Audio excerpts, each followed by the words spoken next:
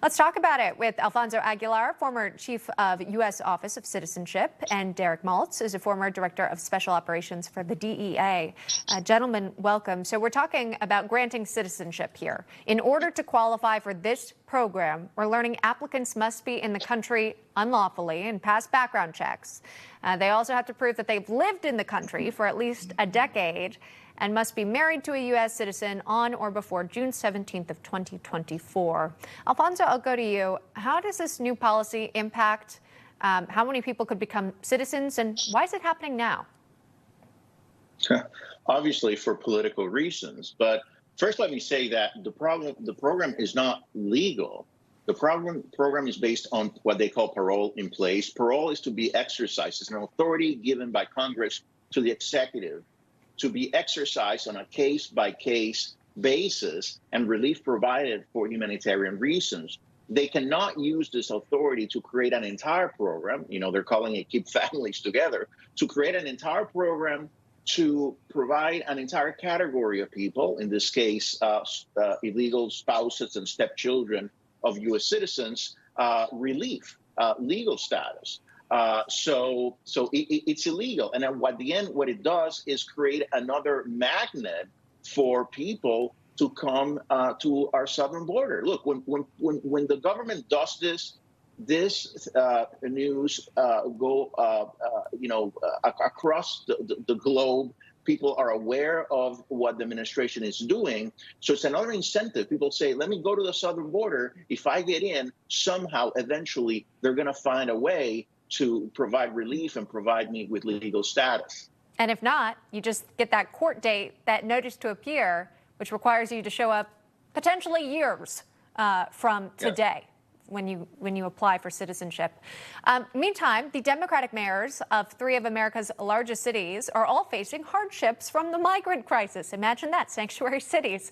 But rather than blaming the current administration, they're placing blame on, can you guess it, Republicans. Chicago Mayor Brandon Johnson telling Politico, quote, we have not had substantive immigration reform since I was in high school, going on to blame Republicans for sinking the bipartisan border agreement earlier this year. Derek, I suppose it is always easier just to blame the other party than acknowledge perhaps let's look internally and see how the people in charge and their decisions could impact what we're seeing today. So thank you, Emma. I mean, obviously, coming down the stretch with the election, it's very important that they deceive the public. That's what they've been doing. And it's quite frankly disgusting because if you look at the recent, for example, the DHS Inspector General report, we have like a couple 100,000 unaccompanied minors in this country. We have no idea where they are, who they're with.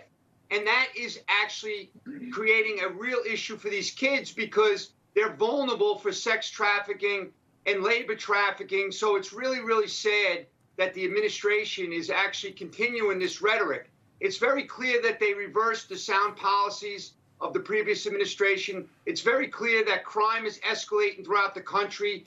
Just look at the DHS report of the 99 illegal aliens on the FBI terror list that were released into the U.S., into the country. We have no idea because we have millions of gotaways, 2 million or more. And one last thing on the crime. You look at the Guatemalan, the Peruvian, the Brazilian, the Haitian. They're being charged with rape and Tren de Aragua that's terrorizing the cities. So the mayor should be, very ashamed of making statements. I know Mayor Adams has said that this migrant crisis is going to destroy the city, but in reality, it's destroying America. Yeah.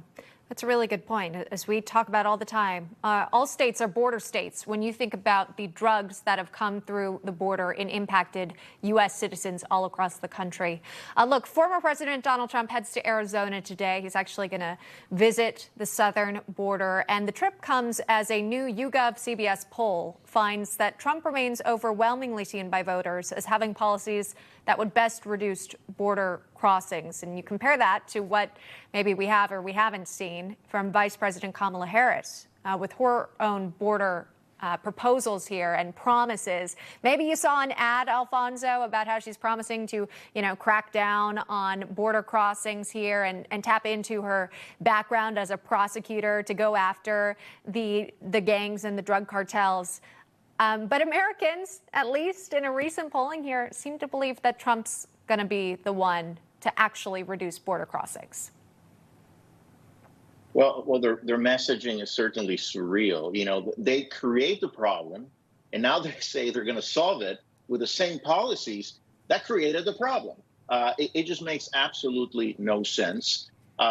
They did away with the common sense policies that President Trump put in place, remaining Mexico, the wall system, and they liberalized the asylum system so that anyone can show up at the southern border, say they're afraid that they're going to be persecuted in their home country with little or no evidence, and they're going to be allowed in. So nobody believes that. I mean, they may say that, but the American people know better, and that's why poll after poll shows that the majority of Americans believe Trump can do a better job on this issue, which is one of the top two issues for voters in this election. Yeah, the economy/inflation and immigration, right? Always the top two when you're thinking about voters' concerns. Derek, we'll give you the final word. Again, expected to hear from the former president today in Arizona. Why is it that he chooses to actually go to the border wall specifically and talk to folks who are impacted it? What's the strategy behind that? You know what, Emma? It's real simple. If you're a leader, you have to talk to the people that are on the front lines, and you have to get the information from them. Washington's not going to give you the information. You have to get it from the experts. And President Trump is loved by law enforcement all over this country, especially on the border, because he's paying attention to the national security and public safety issues. It's very sad that, you know, Ms. Harris there, she hasn't even been to the border to visit them. She goes to, you know, big events for fundraising. She wouldn't even go talk to the sheriffs. And now they're begging her, literally begging her to visit the border. This is the #1 problem, because without border security, we will have no country. I wish people would realize that. Doesn't matter how much money you have, doesn't matter what kind of lifestyle you have. If these criminals are all over our cities and causing all this havoc, everyone's impacted. And that's the thing that drives me really, really nuts, because I can't understand the logic here. You have to have security. You have to have law and order. Sure. Yeah. I mean, we all have locks on our doors, right? Not everyone can afford private security that perhaps some of the speakers at the DNC are able to afford. But yes, safety in our communities, another top priority of Americans. Alfonso and Derek, thank you so much for coming on this morning. We appreciate it.